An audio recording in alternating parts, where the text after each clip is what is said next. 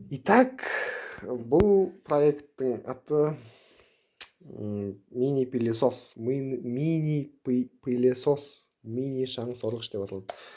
Бұл ішінде просто вентилятор бар и мынау банкаға енгізілген, жабыстырылған. Мен ручканың басын жалғаған супер клеймен и болды. Ары қарай моторчик 12 вольттық блок питанияға жалғанған. Бұны мен ненікінен ала салдым, роутердікін алдым. 12 ма? 12 вольт болу керек. 12 вольт екен. Қазір бұны тоққа тықсам, мені қосылады. Қазір вентилятор айналып отыр.